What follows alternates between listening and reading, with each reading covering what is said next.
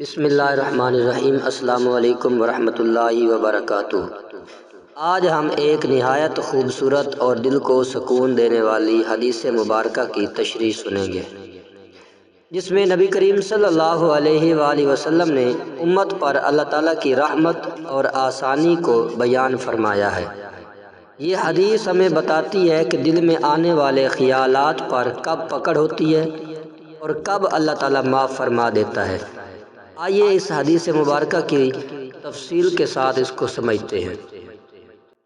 حضرت ابو ہریرہ رضی اللہ تعالیٰ عنہ سے روایت ہے کہ نبی کریم صلی اللہ علیہ وآلہ وسلم نے فرمایا، اللہ تعالیٰ نے میری امت کے دل میں آنے والے خیالات اور وسوسوں کو معاف فرما دیا ہے، جب تک وہ ان پر عمل نہ کریں یا زبان سے ظاہر نہ کریں۔ یہ حدیث ہمیں اسلام کی آسانی، اللہ تعالیٰ کی رحمت اور انسان کے دل کی کیفیت کے بارے میں بڑی اہم تعلیم دیتی ہے۔ انسان کے دل میں ہر وقت مختلف خیالات آتے رہتے ہیں۔ کبھی اچھے خیالات آتے ہیں، جیسے نیکی کرنے کا جذبہ، عبادت کا شوق، دوسروں کی مدد کا خیال، اور کبھی برے خیالات بھی آ جاتے ہیں، جیسے غصہ، حسد یا غلط سوچ۔ یہ خیالات آ جانا انسان کی فطرت کا حصہ ہے۔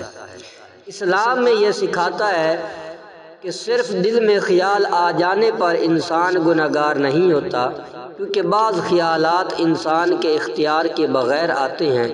اگر انسان برے خیال کو پسند نہ کرے، اسے دل میں جگہ نہ دے اور اس پر عمل نہ کرے تو اس پر کوئی گناہ نہیں۔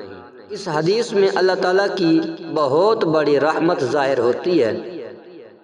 اللہ تعالیٰ اپنے بندوں کو آسانی دینا چاہتا ہے، اس لیے صرف وسوسہ یا خیال آنے پر پکڑ نہیں فرماتا۔ مثال کے طور پر اگر کسی شخص کے دل میں غصہ آئے لیکن وہ اپنے غصے پر قابو رکھے، کسی کو نقصان نہ پہنچائے اور زبان سے برا نہ بولے تو وہ گنہگار نہیں ہوتا۔ اسی طرح اگر دل میں کوئی برا خیال آئے لیکن انسان فوراً اللہ سے پناہ مانگ لے اور اس خیال کو ختم کرنے کی کوشش کرے تو یہ ایمان کی علامت ہے۔ اس حدیث سے ہمیں یہ سبق ملتا ہے کہ دل میں آنے والے ہر خیال پر پریشان نہ ہوں، برے خیالات کو عمل میں نہ لائیں، زبان اور عمل کی حفاظت کریں، اللہ تعالیٰ کی رحمت سے امید رکھیں، دل کو پاک رکھنے کی کوشش کریں۔ یہ حدیث انسان کو سکون دیتی ہے کہ اسلام سختی نہیں بلکہ آسانی اور رحمت کا دین ہے۔ اللہ تبارک و تعالی ہمیں عمل کرنے کی توفیق عطا فرمائے۔